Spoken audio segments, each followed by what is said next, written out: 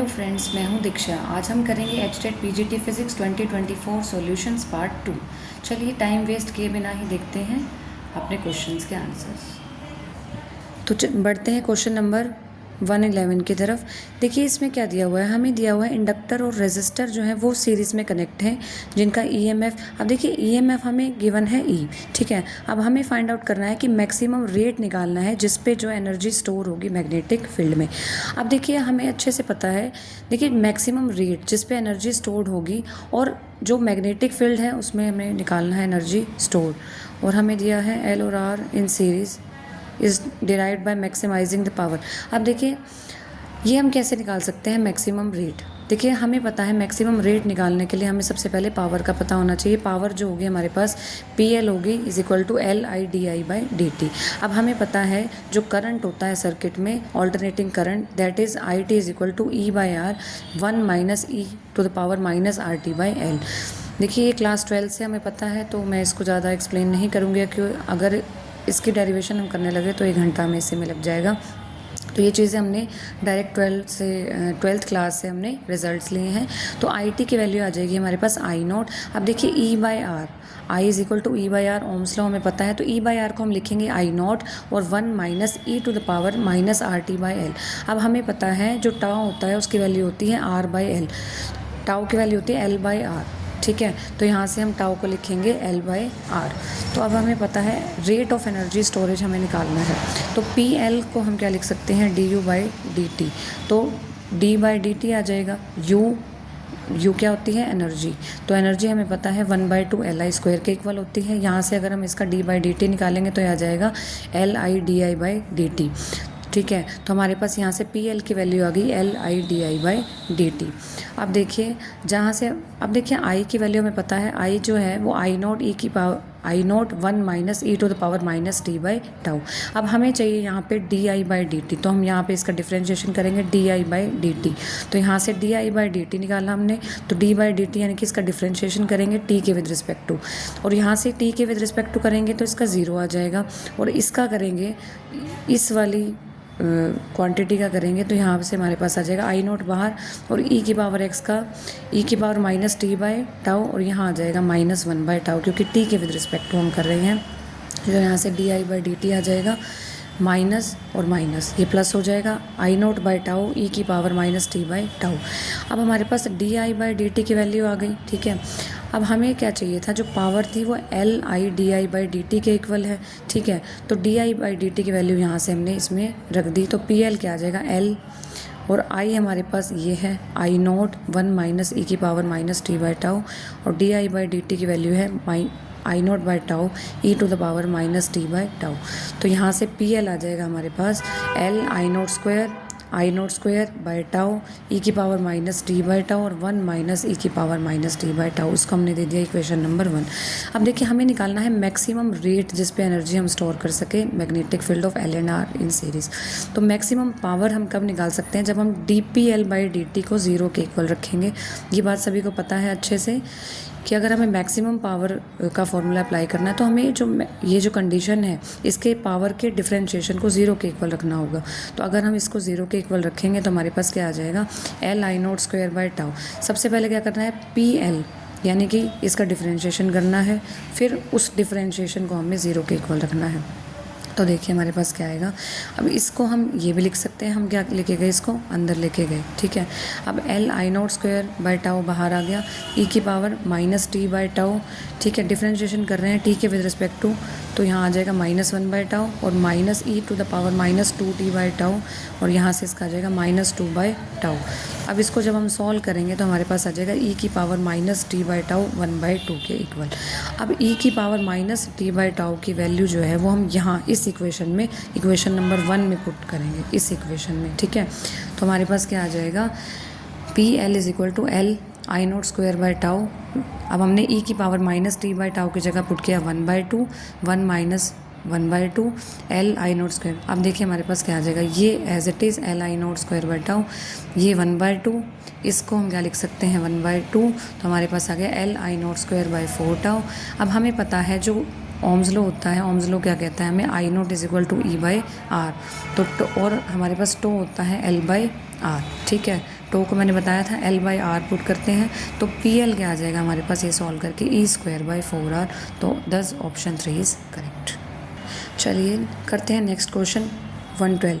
अब देखिए इसमें हमें दिया हुआ है focal length of eyepiece हमें गिवन है 2.5 सेंटीमीटर और मैग्नीफिकेशन हमें गिवन है 100 और हमें निकालना है फोकल लेंथ ऑफ ऑब्जेक्टिव और यूज़फुल डायमीटर ऑफ ऑब्जेक्टिव। तो देखिए कैसे निकालेंगे।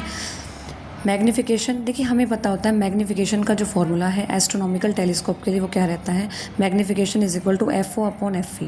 FO जो रहता है फोकल लेंथ ऑफ ऑब्जेक्टिव और FE जो होता है focal length of eyepiece. अब हमें मैग्नीफिकेशन गिवन है 100 और focal length of eyepiece हमें गिवन है 2.5 सेंटीमीटर। तो इसकी वैल्यू हमने 100 रखी, FO हमें नहीं पता, हमें निकालना है।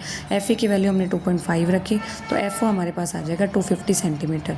और मैग्नीफिकेशन का एक और फॉर्मूला भी हमें पता है DO अपॉन DE यानी कि diameter of objective upon diameter of eyepiece. अब हमें diameter of eyepiece given है 2 mm, mm को कन्वर्ट करेंगे ठीक है सेंटीमीटर में तो 2 × 10⁻³ सेंटीमीटर। मैग्नीफिकेशन हमें 100 गिवन है तो यहाँ हम 100 पुट करेंगे। DO हमें निकालना है, DE हमें गिवन है तो 0.2 यहाँ पुट कर देंगे तो DO आ जाएगा हमारे पास 20 सेंटीमीटर यानी कि डायमीटर ऑफ ऑब्जेक्टिव आ गया 20 सेंटीमीटर और हमारे पास फोकल लेंथ आ गई ऑब्जेक्टिव की 250 centimetre. Thus option 1 is correct. चलिए क्वेश्चन नंबर 113 देखते हैं। देखिए इसमें हमें गिवन है V गिवन है is equal to V0 T⁻³ ठीक है। और हमें जो है हमें VRMS की वैल्यू निकालनी है और जो टाइम लिमिट हमें गिवन है वो गिवन है T is equal to 0 to 1। अब देखिए VRMS का फॉर्मूला हमें पता है रूट मीन स्क्वायर ठीक है। रूट मीन स्क्वायर कैसे निकालेंगे, सबसे पहले ये रूट हो गया ठीक है। मीन निकालने के लिए 1/T2 - T1 किया, उसके बाद हम इंटीग्रेशन करेंगे T1 to T2 VT² तो यानी कि रूट मीन स्क्वायर तो इसका स्क्वायर किया हमने, VT का स्क्वायर किया, लिमिट्स लगाई T1 to T2 dt। अब हमें VT की वैल्यू गिवन है V0 T⁻³ ठीक है।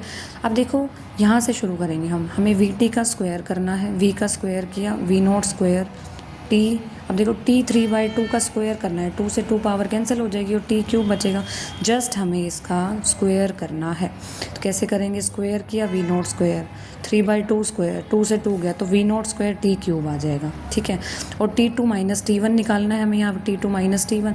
अब हमें गिवन है T1 0 और T2 1 तो T2 - T1 क्या आ जाएगा 1 - 0 1 आ जाएगा। अब ये सारी वैल्यूज़ इसमें पुटअप करेंगे तो हमारे पास आ जाएगा 1/T2 - T1 1 आ गया ठीक है। VT स्क्वायर हमारे पास V0 स्क्वायर T³ आ गया और T1 से T2 यानी कि 0 से 1 तो हमारे पास ये वैल्यू आ जाएगी। अब देखिए V0 square is a constant तो बाहर आ जाएगा V0 स्क्वायर। T³ का इंटीग्रेशन करना है, 0 से 1 लिमिट है तो T³ का हो जाएगा T⁴ और सेम पावर नीचे आ जाएगी T⁴ डिवाइड 4 लिमिट्स हैं 0 से 1।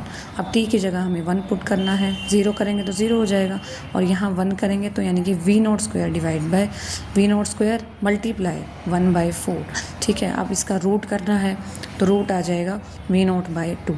दस ऑप्शन 3 इज़ करेक्ट। अब देखिए नेक्स्ट क्वेश्चन है 114। इसमें हमें क्या गिवन है, देखिए P टाइप सेमीकंडक्टर है ठीक है। अब जो P टाइप सेमीकंडक्टर है उसका जो एक्सेप्टर लेवल है वो वैलेंस बैंड से 57 MeV ऊपर है ठीक है। और हमें निकालना है मैक्सिमम वेवलेंथ जिससे कि हम होल क्रिएट कर सकें। अब देखिए अगर हमें होल क्रिएट करना है ठीक है तो होल क्रिएट करने के लिए इलेक्ट्रॉन को एक्साइट करना होगा ठीक है। जब इलेक्ट्रॉन वैलेंस बैंड से एक्साइट होके कंडक्शन बैंड में जाएगा तब होल क्रिएट होगा ठीक है। अब हमें निकालना है मैक्सिमम वेवलेंथ जिस पे हम ये कर सकें, होल क्रिएट कर सकें। तो कैसे निकालेंगे, देखिए हमारे पास एनर्जी गिवन है ΔE ठीक है। एनर्जी को हम बोलेंगे चेंज इन एनर्जी ठीक है, वो हमें गिवन है 57 MeV ठीक है। अब देखिए वैसे जो क्वेश्चन में गिवन है वो MeV यानी कि 10⁻6 गिवन है, लेकिन अगर हम सॉल्व करेंगे ठीक है तो ये शायद मिस्टेक हुई है तो ये MeV गिवन है यानी कि मिली में गिवन है ठीक है। तो 57 × 10⁻³ इलेक्ट्रॉन वोल्ट लिखेंगे इसको और H हमें पता है क्या होता है 6.626 × 10⁻34 जूल सेकेंड। C हमारे पास होता है स्पीड ऑफ लाइट 3 × 10⁸ और इलेक्ट्रॉन की वैल्यू जो होती है 1.6 × 10⁻19 कूलम हमें गिवन है। अब देखिए, अब हमें पता है E is equal to H nu होता है, ठीक है। न्यू को हम लिख सकते हैं E is equal to H C by lambda. तो यहाँ से हमें मैक्सिमम वेवलेंथ निकालनी है, तो लेमडा इधर चला जाएगा और E इधर आ जाएगा, तो lambda is equal to H C by E. देखिए, H की वैल्यू हमारे पास है, C की वैल्यू हमारे पास है, E की वैल्यू हमारे पास है, just we have to put in this. तो H की वैल्यू 6.626 10 टू द पावर -34, C की वैल्यू 3 इंटू 10 टू द पावर 8, E की वैल्यू हमारे पास गिवन है 57 MeV। और अब देखिए MeV, सबसे पहले हमने मिली की यूनिट्स अप्लाई की, फिर इलेक्ट्रॉन वोल्ट के लिए हम लिखेंगे 1.6 इंटू 10 टू द पावर -19, ठीक है। अब इसको सॉल्व करना है। देखिए, इसको सॉल्व कैसे करना चाहिए, सबसे पहले जो 10 की पावर्स हैं उनको हमेशा अलग कर लो, और जो बाकी हमारे पास जो नंबर्स हैं उनको अलग कर लीजिए, ठीक है। मल्टीप्लिकेशन हमने अलग सॉल्व किया, 10 टू द पावर जो 10 की पावर्स हैं उनको अलग सॉल्व कर लिया, तो हमारे पास जो लेमडा आ जाएगा सॉल्व करके वो आ जाएगा 2.18 into 10 to the power -5 metre, ठीक है। दस ऑप्शन 3 इज़ करेक्ट। देखिए नेक्स्ट क्वेश्चन में हमें एफिशिएंसी निकालनी है, ठीक है। हमारे पास P आउटपुट गिवन है, P इनपुट गिवन है, यानी कि DC, ठीक है। जो आउटपुट DC हमें गिवन है, इनपुट AC हमें गिवन है, हमें एफिशिएंसी निकालनी है। तो एफिशिएंसी किसके इक्वल होती है, P output upon P input into 100%, ठीक है। अब जो P आउटपुट हमें गिवन है दैट इज़ 40, इनपुट हमें गिवन है दैट इज़ 100, और 100% हम लगाएंगे तो ये कट करके आ जाएगा 40%। देखिए, वैसे करेक्ट ऑप्शन 2 आएगा, लेकिन जो आंसर की में है ऑप्शन 4 गिवन है, मे बी दैट्स रॉन्ग। तो मेरे हिसाब से जो ऑप्शन करेक्ट होगा दैट इज़ सेकंड। आप चेक कर सकते हैं, यही ऑप्शन ही सही रहेगा, क्योंकि एफिशिएंसी का यही फॉर्मूला होता है। अगर आप पुट करके देखेंगे तो एफिशिएंसी यही आएगा, ठीक है। तो शायद ये आंसर की में कुछ मिस्टेक होगी, तो ऑप्शन करेक्ट रहेगा सेकंड। चलिए बढ़ते हैं आगे, क्वेश्चन नंबर 116। अब देखिए, इसमें हमने क्या किया, सबसे पहले हमने एक मैग्नेट ली, ठीक है। अब मैग्नेट को जो है रोटेट किया, स्लोली रोटेट किया, और डायरेक्शन क्या रहेगी, फील्ड के पैरेलल से, यानी कि थीटा 0 से, और ऐसी डायरेक्शन ली जब थीटा जो है 60 डिग्री हो जाएगा, ठीक है। तो ऐसा करने पे हमारे पास वर्क डन की वैल्यू क्या आएगी, और हमें मैग्नेटिक मोमेंट गिवन है। देखिए, मैग्नेटिक मोमेंट की वैल्यू हमें गिवन है 10 टू द पावर 4, ठीक है। 10 टू द पावर 4 हमें गिवन है जूल पर टेस्ला। अब मैग्नेट को जो है वो रोटेट किया गया है, कैसे रोटेट किया गया, थीटा 1 0 है, ठीक है। और जो फाइनल पोजीशन है, यानी कि जो फाइनल एंगल रहेगा थीटा 2 हमारे पास 60 डिग्री है, ठीक है। और मैग्नेटिक फील्ड में हमें रोटेट किया गया है, जो मैग्नेटिक फील्ड की वैल्यू है वो गिवन है 4 into 10 to the power -5 tesla. अब हमें पता है वर्क डन की वैल्यू क्या होती है, जब हमें M गिवन हो, जब हमें B गिवन हो, मतलब कि मैग्नेटिक मोमेंट गिवन हो और मैग्नेटिक फील्ड गिवन हो। तो जब हमें मैग्नेटिक मोमेंट गिवन हो और मैग्नेटिक फील्ड गिवन हो, तो उसके बाद वर्क डन के जो फॉर्मूला होता है वो होता है MB cos theta 1 minus cos theta 2। तो M की वैल्यू हम लिख सकते हैं 1 into 10 to the power 4, B की वैल्यू हमारे पास 4 into 10 to the power -5, cos theta 1 0 degree, और cos थीटा 2 60 डिग्री। cos 0 1 होता है, cos 60 हमें पता है, cos 60 की वैल्यू क्या होती है, तो cos 60 की वैल्यू होती है 1/2, तो यहाँ 0.5 आ जाएगा, तो 0.4 मल्टीप्लाई 0.5, तो यह आ जाएगा 0.2 जूल। तो वर्क डन आ गया 0.2 जूल। दस ऑप्शन सेकेंड इज़ करेक्ट। चलिए क्वेश्चन नंबर 117 है। देखिए, हमें जीनर डायोड गिवन है, जिसमें हमें पावर गिवन है P मैक्स हमें दी हुई है 0.27 वॉट, और VZ हमें गिवन है 9 volt. We have to find IZ maximum. तो हमें पता है जो पावर का फॉर्मूला होता है P max is equal to V into I, यानी कि VZ इंटू IZ मैक्स। तो P मैक्स, यानी कि अगर हमें IZ मैक्स निकालना है तो हम VZ को यहाँ ले आएंगे, P मैक्स अपॉन VZ, तो हमारे पास आ जाएगा IZ मैक्स। तो P मैक्स हमें गिवन है 0.27 वॉट और VZ हमारे पास है 9 वोल्ट, तो हमारे पास सॉल्व करके आ जाएगा 0.03 एम्पियर। तो IZ मैक्स की वैल्यू आ गई 0.03 एम्पियर। दस ऑप्शन सेकेंड इज करेक्ट। देखिए नेक्स्ट क्वेश्चन में हमें क्या गिवन है, एक सैंपल है सिलिकॉन का, ठीक है। टॉप किया गया है इम्प्योरिटी N से, ठीक है। तो N टाइप सेमीकंडक्टर है, और कितने गिवन है हमें N type impurity, 10 to the power 16 phosphorus atoms पर सेंटीमीटर क्यूबिक, ठीक है। और हमें निकालना है RH, ठीक है। RH हमें निकालना है, RH हमें पता है RH की वैल्यू क्या होती है 1/NE, ठीक है। RH क्या रहेगा यहाँ पे, hole coefficient. We have to find out hole coefficient, और होल कोफिशिएंट का फॉर्मूला होता है RH is equal to 1/NE। अब n हमारे पास गिवन है 10 to the power 16, 10 to the power 16 हमने यहाँ रखा। e की वैल्यू हमें पता है। अब इलेक्ट्रॉन के लिए हमने नेगेटिव सिंबल लिया है, तो इलेक्ट्रॉन के लिए आ जाएगा -1.6 इंटू 10 टू द पावर -19। तो हमारे पास ये सॉल्व करके आ जाएगा 1 divide by -1.6 10 to the power -3। तो इसे अगर हम सॉल्व करेंगे तो -0.625 इंटू 10 टू द पावर 3 इसे सॉल्व करके आ जाएगा। अगर हम इसको सॉल्व करते हैं 10 टू द पावर 3 है और यहाँ पे डेसिमल लगा हुआ है, तो इसे हम लिख सकते हैं -625। दस ऑप्शन 2 इज़ करेक्ट। चलिए अब करते हैं क्वेश्चन नंबर 119। देखिए हमें गिवन है जो एक पार्टिकल है, ठीक है, वो मूव कर रहा है 3 टाइम फास्ट है इलेक्ट्रॉन से, ठीक है, और जो रेशो दिया है हमें डी ब्रोगली वेवलेंथ का दिया हुआ उस पार्टिकल का टू इलेक्ट्रॉन का गिवन है हमें 1.813 इंटू 10 टू द पावर -4। हमें निकालना है कि वो पार्टिकल कैसा होगा, क्या होगा, ठीक है। अब हमें डी ब्रोगली वेवलेंथ का फॉर्मूला पता है, lambda is equal to h/mv, ठीक है। तो हमें गिवन है दोनों की जो वेवलेंथ है पार्टिकल की और इलेक्ट्रॉन की, वो हमें गिवन है, ठीक है। तो हम रेशो निकाल लेंगे lambda particle upon lambda electron, तो हमारे पास आ जाएगा। अब लैम्डा हमें पता है h/mv होता है, h is a constant, h cancel out हो जाएगा। लैम्डा पार्टिकल का आ जाएगा m particle v particle, lambda electron का आ जाएगा me इंटू ve।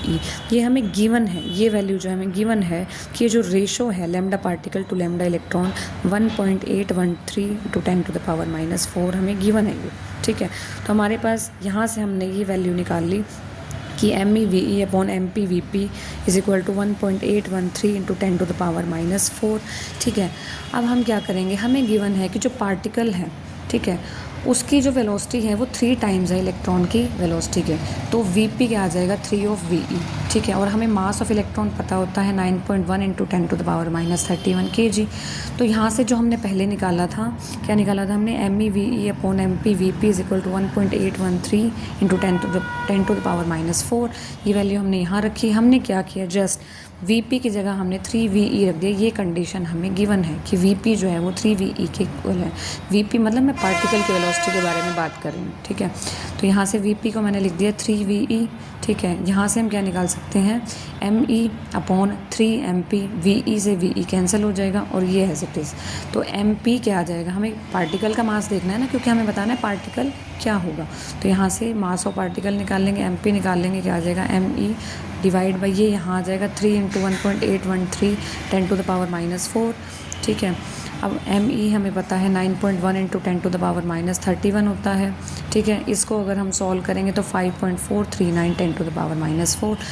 इसको अगर हम सॉल्व करेंगे, जस्ट कैलकुलेट करना है, तो Mp क्या आ जाएगा 1.67 into 10 to the power -27 kg। अब देखिए ये हमें अच्छे से पता है कि किसका मास होता है, दिस कॉरस्पॉन्ड्स टू न्यूट्रॉन और प्रोटॉन। अब हम देखेंगे ऑप्शंस, तो ऑप्शंस में हमें जो गिवन है उसके अकॉर्डिंग हमारे पास ऑप्शन 4 इज़ करेक्ट। चलिए नेक्स्ट क्वेश्चन है क्वेश्चन नंबर 120। देखिए इसमें हमें गिवन है अनपोलराइज्ड लाइट, ठीक है। अनपोलराइज्ड लाइट की इंटेंसिटी हमें गिवन है 32 वॉट पर मीटर स्क्वायर, ठीक है। ये 3 पोलराइजर से पास करती है और ये इस तरीके से पास करती है कि जो ट्रांसमिशन एक्सिस है लास्ट पोलराइजर की वो परपेंडिकुलर है टू द फर्स्ट, ठीक है। और जो इमर्जिंग लाइट है उसकी भी इंटेंसिटी हमें गिवन है कितनी, 3 वॉट पर मीटर स्क्वायर। अब हमें एंगल निकालना है, एंगल किसके बीच में निकालना है, फर्स्ट एंड सेकेंड पोलराइजर के बीच में। देखिए सबसे पहले मैं एक्सप्लेन करने से पहले आपको एक डायग्राम दिखाती हूँ। देखिए अब हमें क्या गिवन है, देखो 3 पोलराइजर्स हैं, ठीक है, फर्स्ट सेकंड एंड थर्ड, ठीक है। अब 3 पोलराइजर हैं, ठीक है। अब जो फर्स्ट सेकंड और थर्ड के बीच में जो एंगल गिवन है हमें 90 डिग्री गिवन है, ठीक है। और फर्स्ट और सेकंड के बीच में हमें एंगल फाइंड आउट करना है, तो हमने इसका नाम थीटा रखा, ठीक है। अब पूरा 90 है, ये थीटा है, ये हो जाएगा 90 माइनस थीटा। तो ये एंगल हमारे पास आ गया 90 माइनस थीटा और ये थीटा एंगल अब हमें निकालना है, ठीक है। अब देखो 3 पोलराइजर गिवन है, ठीक है। अब देखो यहाँ पे मेलस लॉ की बात होगी। मेलस लॉ सभी को अच्छे से पता है, ठीक है। क्लास 12 ऑप्टिक्स में हमने अच्छे से पढ़ा है मेलस लॉ। अब देखिए अनपोलराइज लाइट की इंटेंसिटी मैंने आपको सारा बता दिया कि अनपोलराइज्ड की इंटेंसिटी ये है, 3 पोलराइजर से पास कर रही है, ठीक है। जो ट्रांसमिशन है फर्स्ट और लास्ट का वो परपेंडिकुलर है और एंगल हमें फर्स्ट और सेकंड पोलराइजर के बीच में निकालना है। अब देखिए सबसे पहले मेलस लॉ के अकॉर्डिंग हमारे पास क्या आ जाएगा, फर्स्ट पोलराइजर से पास होने के बाद जो इंटेंसिटी है वो हाफ हो जाएगी, तो I1 is equal to I0 divide by 2। I0 हमें गिवन है 32/2, 2, तो यहाँ से हमारे पास आ जाएगा 16। सेकंड पोलराइजर से पास करेगी तो मेलिस लॉ के अकॉर्डिंग क्या आ जाएगा, I = I0 cos square theta. अब देखिए, अब यहाँ पे देखिए फर्स्ट के बाद जब सेकंड पे लाइट जाएगी तो जो फर्स्ट से निकलेगी वो सेकंड के लिए क्या बन जाएगी, इंसिडेंट बन जाएगी। तो यानी कि यहाँ I0 की जगह हम I1 लिखेंगे cos स्क्वायर थीटा। I1 हमने अभी निकाला यहाँ से 16 cos स्क्वायर थीटा, और थीटा क्या रहेगा, angle between first and second polariser. ठीक है, अब I2 की वैल्यू आ गई हमारे पास। अब थर्ड पोलराइज़र से अगर ये पास करेगी तो थर्ड पोलराइज़र क्या है, फर्स्ट के 90 डिग्री है। ठीक है, फर्स्ट और 3 है, ठीक है, उनके बीच में जो एंगल है वो 90 डिग्री है। तो I3 = अब जो हमारे पास इंसिडेंट रहेगी वो I2 रहेगी। First, second, third. सेकंड के लिए जो इंसिडेंट रहेगी वो फर्स्ट से निकलने वाली होगी, और थर्ड के लिए जो सेकंड से निकलेगी वो होगी। ठीक है, तो यहाँ हम लिखेंगे I2 cos स्क्वायर। अब देखिए यहाँ पे सेकंड और थर्ड के बीच में एंगल क्या बन रहा है, हमें एंगल क्या लेना है, सेकंड पोलराइज़र और थर्ड पोलराइज़र के बीच में जो एंगल बन रहा है तो वो है 90 - थीटा। देखो क्या है, मेलिस लॉ होता है, जो ट्रांसमिटेड इंटेंसिटी है वो I3, ठीक है, जो इंसिडेंट है वो, अब इंसिडेंट इसके लिए कौन सी होगी, जो सेकंड से निकल रही है, I2 cos स्क्वायर। सेकंड और थर्ड के बीच में जो एंगल है वो रहेगा 90 - थीटा। अब cos स्क्वायर 90 - थीटा को हम क्या लिख सकते हैं, sin स्क्वायर थीटा। तो I3 क्या आ जाएगा, अब I2 की वैल्यू जो हमने पीछे लिखी थी, देखिए पीछे हमने निकाली थी, I3 की वैल्यू आ जाएगी 16 cos स्क्वायर थीटा। ये वैल्यू हम यहाँ रखेंगे।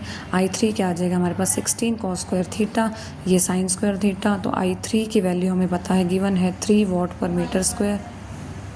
I3 हमें गिवन है 3 वाट/मीटर स्क्वायर, तो इसकी वैल्यू हमने यहाँ 3 रखी। ये 16 है cos स्क्वायर थीटा, ये sin स्क्वायर थीटा। अब हम क्या लिख सकते हैं, ये इसको हम 4 का स्क्वायर लिख सकते हैं, तो 4 cos थीटा sin थीटा का स्क्वायर आ गया, ये आ गया 3। ठीक है, अब यहाँ से हम क्या लिख सकते हैं, cos थीटा sin थीटा। हमें पता है sin टू थीटा का फॉर्मूला होता है 2 sin थीटा cos थीटा, तो इसको 2 × 2 लिख दिया। 2 cos थीटा sin थीटा को हमने लिख दिया sin 2 थीटा, और ये आ गया 2 इसका स्क्वायर, तो इसे लिख सकते हैं 4 sin स्क्वायर 2 थीटा। तो ये यहाँ चला जाएगा 3/4 sin स्क्वायर 2 थीटा। यहाँ से sin 2 थीटा की वैल्यू आ जाएगी √3/2, तो यहाँ से 2 थीटा की वैल्यू आ गई। अब साइन जो है √3/2 कब होता है, 60 डिग्री पे, तो यहाँ से 2 थीटा = 60 डिग्री, थीटा आ गया 30 डिग्री। तो थीटा जो है 30 डिग्री हमारे पास आ गया, जो कि एंगल था फर्स्ट पोलराइज़र और सेकंड पोलराइज़र के बीच। ठीक है, दस ऑप्शन 1 इज़ करेक्ट। चलिए अब करते हैं क्वेश्चन नंबर 121। देखिए हमें क्या गिवन है, हार्मोनिक ऑसिलेटर, ठीक है, जिसका मास है 2 kg, पोटेंशियल एनर्जी हमें गिवन है 5 जूल, और टोटल एनर्जी भी हमें गिवन है 9 जूल, और हमें गिवन है एम्पलीट्यूड 1 मीटर। ठीक है, अब हमें निकालना है टाइम पीरियड। ठीक है, देखिए हम कैसे निकालेंगे टाइम पीरियड, हम निकालेंगे। अब देखिए हमारे पास टोटल एनर्जी किसके इक्वल होती है, kinetic energy plus potential energy के। ठीक है, तो हमारे पास टोटल एनर्जी गिवन है 9, काइनेटिक एनर्जी हमें नहीं पता, पोटेंशियल एनर्जी हमें गिवन है 5, तो यहाँ से हमारे पास काइनेटिक एनर्जी आ जाएगी 9 - 5, 4 आ जाएगी। अब काइनेटिक एनर्जी का फॉर्मूला होता है 1/2 kx²। ठीक है, तो यहाँ से काइनेटिक एनर्जी है हमारे पास 4, 1/2, यहाँ से आ जाएगा k, और ये आ जाएगा x²। k क्या है यहाँ पे, स्प्रिंग कांस्टेंट। ठीक है, x क्या है, एम्पलीट्यूड, जो कि 1 गिवन है, हमें गिवन है ये। ठीक है, तो x की वैल्यू 1 रखी, काइनेटिक एनर्जी की वैल्यू 4 रखी, यहाँ से k की वैल्यू आ गई हमारे पास 8। अब हमें फाइंड आउट करना है टाइम पीरियड। टाइम पीरियड का फॉर्मूला होता है T = 2π√m/k। ठीक है, मास हमें गिवन है 2 kg, k हमने स्प्रिंग कांस्टेंट अभी निकाला है 8, तो 2π√, अब ये क्या हो जाएगा, काट के आ जाएगा 1/4, रूट सॉल्व करेंगे, ये 2 आ जाएगा, रूट से बाहर आके 2π × 1/2। ठीक है, तो हमारे पास ये क्या आ जाएगा, पाई, यानी कि 3.14 सेकेंड। ठीक है, दस ऑप्शन 3 इज़ करेक्ट। देखिए अब करेंगे क्वेश्चन नंबर 122। देखिए क्या गिवन है, एक बॉडी है जिसका टेम्परेचर फॉल हो रहा है 40 डिग्री सेल्सियस से 30 डिग्री सेल्सियस में। ठीक है, 5 मिनट में, टाइम गिवन है 5 मिनट्स, यानी कि 5 मिनट्स में टेम्परेचर फॉल हो रहा है 40 डिग्री सेल्सियस से 36 डिग्री सेल्सियस, और सराउंडिंग का टेम्परेचर हमें गिवन है 16 डिग्री सेल्सियस। अब हमें निकालना है टाइम। टाइम कब निकालना है, जब टेम्परेचर फॉल होगा 36 से 32, ठीक है। पहले टेम्परेचर फॉल हुआ 40 से 36 डिग्री और हमें टाइम गिवन है, कितने टाइम में हुआ, 5 मिनट्स में। अब 36 से 32 जब हो तो वो टाइम हमें निकालना है, ठीक है। और सराउंडिंग का टेम्परेचर रहेगा 16 डिग्री सेल्सियस। तो कैसे निकालेंगे, देखिए यहाँ लगेगा न्यूटन्स लॉ ऑफ कूलिंग, ठीक है। न्यूटन्स लॉ ऑफ कूलिंग क्या होता है, T1 minus T2 divide by T के T1 plus T2 divide by 2 minus TS। ये जो है वो सराउंडिंग का टेम्परेचर, और ये T1 T2 जो टेम्परेचर की लिमिट्स हमें गिवन है, ठीक है। और जो T है वो रहेगा टाइम, और K जो है हमारे पास कांस्टेंट है, और सराउंडिंग का टेम्परेचर TS हमें गिवन है 16 डिग्री सेल्सियस। अब हम सारी वैल्यूज़ देखिए, सबसे पहले हमें गिवन है कि जो टेम्परेचर है वो फॉल हो रहा है 40 से 36, ठीक है। तो हमारे पास 40 T1 40 है, T2 36 है, टाइम हमें 5 मिनट्स गिवन है, K पुट कर देंगे, T1 T2 पुट कर देंगे, TS हमें 16 गिवन है। तो ये सारा इस इक्वेशन में पुट किया, K की वैल्यू सॉल्व की, K की वैल्यू आई 4/110। सेकेंड इंटरवल में देखिए हमें क्या गिवन है, 36 से टेम्परेचर फॉल हो रहा है 32, तो T1 की वैल्यू अब 36 है, T2 की वैल्यू 32 है। टाइम हमें निकालना है, K की वैल्यू हमने पहले निकाली 4/110, तो ये 4/110 जस्ट सिंपल मैथमेटिक्स है, इसे सॉल्व करना है। T डैश आ जाएगा हमारे पास 110/18, यानी कि 110/18 करेंगे तो हमारे पास आ जाएगा 6.11 मिनट्स आ जाएगा। 10 ऑप्शन सेकेंड इज़ करेक्ट। तो टाइम क्या आ गया हमारे पास, 6.11 minutes, option second is correct. अब देखिए क्वेश्चन नंबर 123 है हमारे पास, कोई पैराशूटिस्ट है, ठीक है। अब जो पैराशूटिस्ट है वो एक कांस्टेंट फाइनल लेवल पे पहुंच गया है, ठीक है। अब जिस फाइनल लेवल पे पहुंचा वहाँ पे वो एक्सेलरेट तो कर नहीं रहा, ठीक है, क्योंकि देखो एक फाइनल लेवल पे पहुंच गया, ठीक है। अब जो नेट एक्सेलरेशन आएगी वो क्या आ जाएगी, 0, क्यों, क्योंकि जो अपवर्ड फोर्स है और वो बैलेंस करेगा किसको, डाउनवर्ड फोर्स को, ठीक है। तो नेट एक्सेलरेशन हम लिख सकते हैं, जो नेट एक्सेलरेशन रहेगी A = G - BV² हो जाएगी, ठीक है। G क्या है, एक्सेलरेशन ड्यू टू ग्रेविटी, और माइनस BV², ये जो फैक्टर ये हमने कहाँ से लिया, क्वेश्चन में हमें गिवन है, ठीक है। अब एक्सेलरेशन ड्यू टू ग्रेविटी में से जो अपवर्ड फैक्टर है माइनस BV², ठीक है, उसको सॉल्व करके हमने नेट एक्सेलरेशन निकाली। अब क्योंकि वो क्या है, एक अपर लेवल पे कांस्टेंट लेवल पे पहुंच चुका है, ठीक है। अब एक्सेलरेट तो हो नहीं रहा, तो नेट एक्सेलरेशन 0 होगी, तो यहाँ हमने इसको 0 रखा, तो G - BV², ठीक है। तो G - BV² क्या आ जाएगी, 0, ठीक है। देखिए एक एक्सेलरेशन हमें गिवन है -BV², तो अब हमें नेट एक्सेलरेशन का फॉर्मूला अगर निकालना है तो हम क्या करेंगे, देखो अगर हमारे पास 2 कंपोनेंट होते हैं, एक एक्सेलरेशन ड्यू टू ग्रेविटी है, ठीक है, एक जो अप साइड लगेगा, तो हम कैसे निकालेंगे, नेट कैसे निकालेंगे, एक्सेलरेशन ड्यू टू ग्रेविटी, तो एक्सेलरेशन ड्यू टू ग्रेविटी में से हम G - BV² कर देंगे। B की वैल्यू हमें गिवन है 0.2 है, और G जो होता है हमारे पास 9.8 होता है, तो यहाँ से हम क्या रखेंगे, एक्सेलरेशन को 0, G - BV², तो BV² क्या आ जाएगा, G के इक्वल, तो V² आ जाएगा हमारे पास G/B, ठीक है। तो V आ जाएगा हमारे पास √of G/B। अब G की वैल्यू हमें पता है 9.8, B की वैल्यू गिवन है 0.2, तो वेलोसिटी आ जाएगी यहाँ से √49, सॉल्व करेंगे 7 आ जाएगी, तो V आ गया 7। तो यही हमें निकालना था, वेलोसिटी की वैल्यू हमें निकालनी थी, वो आ गई हमारे पास 7 मीटर/सेकेंड। दस ऑप्शन सेकेंड इज़ करेक्ट। अब देखिए क्वेश्चन नंबर 124, इसमें हमें इनकरेक्ट स्टेटमेंट चूज़ करनी है कि कौन से स्टेटमेंट इनकरेक्ट है, ठीक है। सबसे पहले हम डिफ़ाइन करेंगे इंटरनल रेजिस्टेंस को, सेल का। देखिए इंटरनल रेजिस्टेंस क्या होता है, ये ऐसा रेजिस्टेंस है जो इलेक्ट्रोलाइट ऑफर करता है और इलेक्ट्रोड्स ऑफर करते हैं किसको, इलेक्ट्रिक करंट को, ठीक है। अब देखिए हमें इनकरेक्ट स्टेटमेंट जो है चूज़ करनी है। सबसे पहले मैं बता दूं जो इंटरनल रेजिस्टेंस है उसकी डिपेंडेंसी क्या रहेगी, ठीक है। जो इंटरनल रेजिस्टेंस है वो डायरेक्टली प्रोपोर्शनल होता है डिस्टेंस के, ठीक है। एरिया के इन्वर्सली प्रोपोर्शनल होता है, कंसंट्रेशन के डायरेक्टली प्रोपोर्शनल होता है, और टेम्परेचर के इन्वर्सली प्रोपोर्शनल होता है, ठीक है। तो इसका मतलब अगर टेम्परेचर बढ़ेगा तो जो इंटरनल रेजिस्टेंस है उसे घटना चाहिए, लेकिन हमें क्या गिवन है कि T अगर इंक्रीज़ कर रहे हैं तो R जो है वो इंक्रीज़ करेगा नहीं, ये क्या है इन्वर्सली, तो इनका इन्वर्स प्रोपोर्शनैलिटी होगा, तो हमारे पास जो ऑप्शन नंबर 1 है वो करेक्ट रहेगा। नेक्स्ट क्वेश्चन देखिए, क्वेश्चन नंबर 125 में देखिए हमें टाइम पीरियड पता है T = 2π√L/G होता है। यहाँ से अगर हम स्क्वायर करेंगे, देखिए यहाँ बेसिकली हमें परसेंटेज एरर निकालना है, बहुत ईजी है ये। तो यहाँ से जी हम निकाल सकते हैं अगर हम स्क्वायर करें बोथ साइड्स, तो T square is equal to 4π² L by G निकाल लेंगे, 4π² L बाई टी स्क्वायर आ जाएगा। अब परसेंटेज एरर हम कैसे निकालते हैं, जी में हमें निकालना है तो delta g by g into 100, ठीक है। ये तो एक कांस्टेंट है, हमें लेना है एल और टी में, ठीक है। तो delta L by L into 100। अब टी की पावर है 2, ठीक है। तो हम क्या लेते हैं, ये क्लास 11th में अच्छे से सिखाया है कि कैसे लेते हैं परसेंटेज एरर, ठीक है। अब टी की पावर 2 है तो इसे हम लिखेंगे +2, जो पावर है उसे आगे लिखते हैं 2 delta T by T into 100, ठीक है। देखिए क्लास 11 में अच्छे से बताया है कि कैसे लेना है, ठीक है। अब हमें गिवन है delta L divide by L into 100, 2% given है, delta T divide by T into 100 3% given है, ठीक है। तो अब हम परसेंटेज एरर कैसे निकालेंगे, ये जो वैल्यूज़ हैं 2% और 3% ये यहाँ पुटअप कर देंगे। तो इसकी वैल्यू 2% है, प्लस ये 2 मल्टीप्लिकेशन फैक्टर है और इसकी वैल्यू हमें गिवन है 3%, तो 2% प्लस 6% आ जाएगा 8%, तो ±8% एरर आ जाएगा। दस ऑप्शन 4 इज़ करेक्ट। अब देखिए क्वेश्चन नंबर है 126। अब देखिए 2 स्टेटमेंट्स दी गई हैं, अब हमें ये देखना है कि कौन सी ट्रू है और कौन सी फॉल्स है। देखिए पहली स्टेटमेंट हमें क्या दी गई है कि जो टोटल एनर्जी है वो कंजर्व्ड रहेगी, और ये कोई मैटर ही नहीं करता कि इंटरनल और एक्सटर्नल फोर्सेस का क्या उस पर है, ठीक है। तो चाहे इंटरनल और एक्सटर्नल फोर्सेस कितने ही सिस्टम पर एक्ट कर लें, लेकिन जो एनर्जी है वो कंजर्व रहेगी। क्या ये बात सही है, ये हमें बताना है। तो ये स्टेटमेंट जो है फॉल्स है। देखिए चाहे हमें पता है कि जो टोटल एनर्जी है यूनिवर्स में कंजर्व रहती है, ठीक है। जो टोटल एनर्जी ऑफ सिस्टम है देखिए वो चेंज कर सकती है अगर एक्सटर्नल वर्क उस पर एक्ट करे, ठीक है, या कोई हीट एक्सचेंज हो सराउंडिंग्स के साथ तो वो चेंज होगी। ऐसा नहीं है कि अगर इंटरनल एक्सटर्नल फोर्स एक्ट कर रहे हैं तो वो चेंज ही नहीं होगी। तो ये स्टेटमेंट क्या रहेगी, फॉल्स।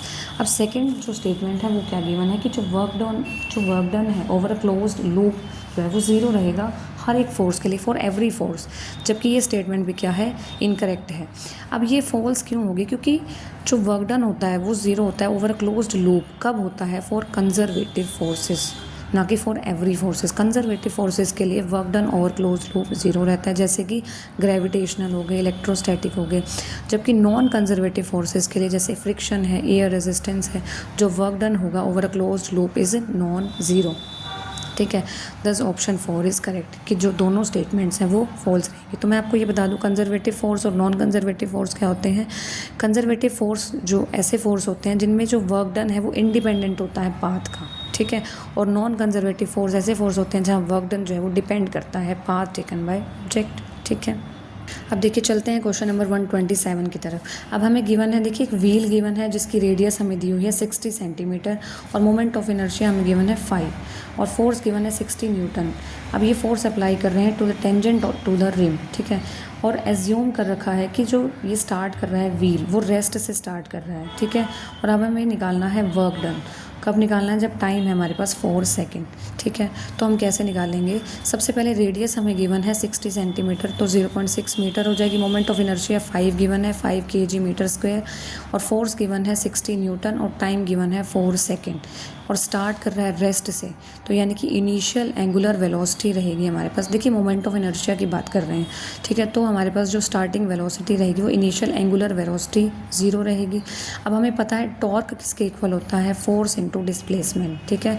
तो फोर्स की वैल्यू है हमारे पास 60 न्यूटन और डिस्प्लेसमेंट की वैल्यू है हमारे पास 0.6 मीटर, तो हमारे पास टॉर्क आ जाएगा 36 न्यूटन मीटर, ठीक है। अब हमें पता है टॉर्क किसके इक्वल होता है, जब हम रोटेशन की बात करते हैं तो टॉर्क आ जाएगा आई अल्फ़ा के इक्वल, तो torque is equal to I alpha.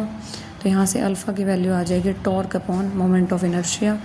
तो यहाँ से टॉर्क की वैल्यू हमने निकाली हुई है 36, मोमेंट ऑफ इनर्शिया हमारे पास गिवन है 5, तो अल्फ़ा की वैल्यू आ जाएगी हमारे पास 7.2। अब हमारे पास जो आगे अगर हमें सॉल्व करना है तो 2 मेथड होते हैं, ये मेथड थोड़ा सा लेंथी है तो हम सेकंड मेथड की तरफ जाएंगे। सेकंड मेथड है, अब हम लिख सकते हैं काइनेमेटिक इक्वेशन होती है omega is equal to omega naught plus alpha t, ठीक है। अल्फ़ा जो है वो एंगुलर एक्सेलरेशन होता है, तो omega is equal to omega naught plus alpha t, ठीक है। अब ओमेगा नोट हमें पता है इनिशियल एंगुलर वेलोसिटी है जो कि 0 है। अल्फ़ा हमने यहाँ से निकाला 7.2, टाइम हमें गिवन है 4 सेकेंड, तो यहाँ 4 रखा। ओमेगा की वैल्यू आ गई 28.8। देखिए हमें निकालना था फाइनली वर्क डन होता है 1/2 I omega square. Moment of inertia हमारे पास गिवन है ठीक है। और ओमेगा हमने निकाल लिया 28.8 यहाँ से, तो इसका स्क्वायर कर देंगे तो वर्क डन आ जाएगा हमारे पास 2073.6 जूल। अब हमें करना क्या था, वर्क डन निकालना था 1/2 आई ओमेगा स्क्वायर। ओमेगा की वैल्यू हमें यहाँ से मिल जाएगी, ठीक है। ओमेगा निकालने के लिए हमें अल्फ़ा चाहिए था, इसलिए हमने अल्फ़ा निकाला जो कि टाउ बाई आई होता है। इसके लिए हमें टॉ चाहिए था जो कि फोर्स इनटू डिस्प्लेसमेंट होता है। तो हमारे पास फाइनली आंसर क्या आ जाएगा, 2073.6 जूल। दस ऑप्शन 4 इज़ करेक्ट। अब देखिए चलते हैं क्वेश्चन नंबर 128 की तरफ। देखिए अब इसमें क्या दिया है, एक पैरेलल प्लेट कैपेसिटर है जिसको मेंटेन किया गया है एक सर्टेन पोटेंशियल डिफरेंस में। अब क्या किया, 3 mm थिक स्लैब है, उसको इंट्रोड्यूस किया गया प्लेट्स के बीच में, ठीक है। अब पोटेंशियल डिफरेंस सेम मेंटेन करना है, ठीक है, लेकिन जो डिस्टेंस है प्लेट्स के बीच में वो बढ़ गया। वो कितना बड़ा हमारे पास 2.4 mm। अब हमें डाइलेक्ट्रिक कांस्टेंट फाइंड आउट करना है। अब कंडीशन ये है कि पोटेंशियल डिफरेंस जो है वो सेम रहेगा। अब हमें पता है पैरेलल प्लेट कैपेसिटर अगर गिवन है तो कैपेसिटेंस का फॉर्मूला हमें पता है, क्लास 12th में हमने पढ़ा है, C = ε0A/d। अब जब स्लैब इंट्रोड्यूस की, ठीक है, तो जो न्यू कैपेसिटेंस आएगा वो हमारे पास हो जाएगा C' और डिस्टेंस जो है वो बढ़ जाएगा, किससे बढ़ जाएगा, D + ΔD, ठीक है। पहले हमारे पास डिस्टेंस D था, अब हो जाएगा D + ΔD। अब जो फाइनल हमारे पास कैपेसिटेंस आ जाएगा C' आएगा, वो आएगा ε0A/d की जगह हम लिख सकते हैं D + ΔD। और थिकनेस क्या है उसकी, T, तो थिकनेस माइनस कर देंगे प्लस T/K, ये आ जाएगा हमारे पास C' की वैल्यू। अब हमें पोटेंशियल डिफरेंस सेम मेंटेन करना है तो C = C' हम करेंगे। तो अगर हम ये वैल्यूज़ को इक्वल रखेंगे तो हमारे पास D = D + ΔD minus T plus में T/K आ जाएगा। तो यहाँ से हम निकाल लेंगे ΔD किसके इक्वल आ जाएगा, T - T/K। तो T कॉमन ले लेंगे, T कॉमन 1 - 1/K। देखिए अब हमें ना ये डायरेक्ट हमें याद ही करना होगा कि जो ΔD है, अगर हम थिक स्लैब को इंट्रोड्यूस करेंगे तो ΔD की वैल्यू T - T1 - 1/K आ जाएगी, ठीक है। तो हम डायरेक्ट ये रिलेशन याद करके रखेंगे, पेपर में हम इतना बड़ा नहीं निकालेंगे। तो अब हमें याद करना है कि अगर कोई थिक स्लैब इंट्रोड्यूस की तो चेंज इन डिस्टेंस क्या आ जाएगा, ΔD = T1 - 1/K। अब हमें क्या करना है, सारी वैल्यूज पुट करनी है। T की वैल्यू हमें गिवन है 3 mm, ΔD हमें गिवन है चेंज इन डिस्टेंस 2.4 mm। तो सारी वैल्यूज जब हम यहाँ पुट करेंगे तो K डाइलेक्ट्रिक कांस्टेंट की वैल्यू आ जाएगी। सॉल्व करना है जस्ट, तो K क्या आ जाएगा, सॉल्व करके 5 आ जाएगा हमारे पास। दस ऑप्शन 4 इज़ करेक्ट। अब देखते हैं क्वेश्चन नंबर 129। देखिए इसमें क्या दिया है, एक एरोप्लेन फ्लाई कर रहा है हॉरिजॉन्टली जिसकी स्पीड है 600 km/h, ठीक है, और कितनी हाइट पे है, वो है 1960 मीटर। अब देखिए क्या दिया है, when it is vertically above the point P। अब जब ग्राउंड से ऊपर है एक पॉइंट P, हमने कहा जब ये ग्राउंड से ऊपर है तो किसी P पॉइंट पे है। अब जब P पॉइंट पे है तो एरोप्लेन से कोई ऑब्जेक्ट को, कोई बॉडी को ड्रॉप किया गया, ठीक है। जब वो ड्रॉप करेगा तो वो ग्राउंड पे हिट करेगा किसी Q पॉइंट पे। अब हमें वो डिस्टेंस जो है, P क्या था, अपवर्ड पॉइंट था, और Q वो पॉइंट है जब किसी बॉडी को ड्रॉप किया गया। तो हमें डिस्टेंस PQ निकालना है। आई होप स्टेटमेंट अच्छे से समझ में आ गई होगी। अब हमें गिवन है Vx = 600 km/h, ठीक है। km/h को मीटर/सेकंड में चेंज करेंगे तो 1000 / 3600 आ जाएगा। तो ये हमारे पास आ जाएगी सॉल्व करके 166.67 मीटर/सेकंड। हाइट हमें गिवन है 1960। अब बॉडी को ड्रॉप किया तो इनिशियल वेलोसिटी क्या आ जाएगी उसकी 0। अब हमें पता है काइनेमेटिक इक्वेशन है H = ut + ½ at की जगह हमने gt² ले लिया, ठीक है, क्योंकि acceleration due to gravity act करेगी। तो हाइट हमें गिवन है 1960, इनिशियल वेलोसिटी हमारे पास 0 है, g की वैल्यू 9.8 होती है t²। तो यहाँ से t², अब 2 को यहाँ ले गए, 9.8 नीचे आ गया, तो t² आ जाएगा 3920 / 9.8, 400 आ गया। तो t क्या आ जाएगा यहाँ से √400 यानी कि 20 सेकेंड। तो PQ अगर हमें निकालना है, PQ क्या होगा, डिस्टेंस कैसे निकालते हैं, वेलोसिटी इंटू टाइम, क्योंकि वेलोसिटी क्या होता है, डिस्टेंस पर यूनिट टाइम, तो डिस्टेंस आ जाएगा वेलोसिटी इंटू टाइम। तो यहाँ पे हॉरिजॉन्टल डिस्टेंस हमने रखा 166.67, टाइम हमारे पास आ गया 20 सेकेंड। तो PQ क्या आ जाएगा 3333.33 मीटर। किलोमीटर में निकालेंगे तो 1000 से डिवाइड कर देंगे तो हमारे पास आ जाएगा 3.33 किलोमीटर। दस ऑप्शन 3 इज़ करेक्ट। अब देखिए क्वेश्चन नंबर 130 करेंगे। ठीक है। अब हमें गिवन है कोई रोड है जिसकी लेंथ l हमें गिवन है, ठीक है। उसे हमने प्लेस किया एक्स एक्सिस के अलोंग, और जो x की वैल्यू रहेंगी वो 0 से l के बीच में रहेंगी, ठीक है। और लीनियर डेंसिटी गिवन है, लीनियर डेंसिटी जिसकी वैल्यू है a प्लस बी एक्स।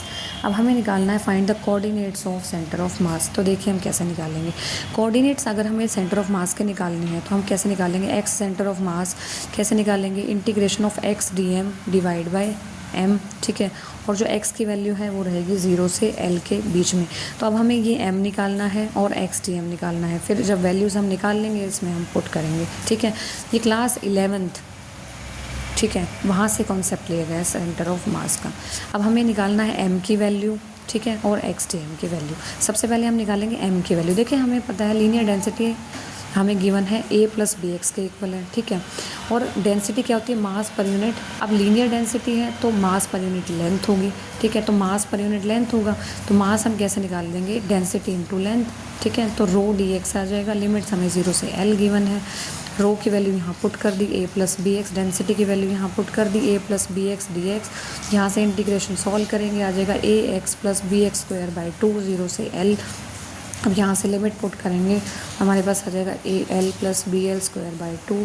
तो यहाँ से आ जाएगा 2al plus b l square divide by 2। अब हमारे पास m की वैल्यू आ गई तो हम m की वैल्यू यहाँ पुट कर देंगे। और अब हमें निकालना है x d m, integration of x d m. तो कैसे निकालेंगे, x डी एम की वैल्यू हमें पता है, डी एम क्या होगा। अब डेंसिटी जो होती है मास पर यूनिट लेंथ होता है, तो यहाँ से हम m निकाल सकते हैं। डी एम हमारे पास आ जाएगा a plus B x into d x, ठीक है। x डी एम की वैल्यू हमें पता है, डी एम क्या आ जाएगा a plus B x d x. तो यहाँ से इसको हम यहाँ इसके ब्रैकेट के अंदर लेके जाएंगे तो A X plus B x square D x. यहाँ इंटीग्रेशन सॉल्व करेंगे, A X square by 2 plus B X cube by 3, 0 से l लिमिट है। लिमिट पुट करेंगे तो हमारे पास आ जाएगा ये। अब एक्स डी एम की वैल्यू आ गई ये, m की वैल्यू आ गई ये। दोनों वैल्यूज़ इस इक्वेशन में यहाँ पुट करेंगे, इसको सॉल्व करेंगे तो हमारे पास x सेंटर ऑफ मास आ जाएगा। सॉल्व करके 3al plus 2bl square divide by 6a plus 3bl। Thus option 1 is correct. हम नेक्स्ट के 20 क्वेश्चन करेंगे अगली वीडियो में। Thank you, have a nice day.